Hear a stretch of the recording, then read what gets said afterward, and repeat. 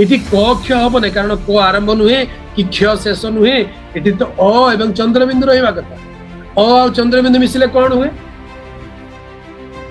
ओम हुए बाइबल कौन लिखा है ओम लिखा है जे which god is om केउ ईश्वर ओम को रिप्रेजेंटेंस करछ जे शिवा को साइन ऑफ शिवा से माने ओम बोली कि ना मानंती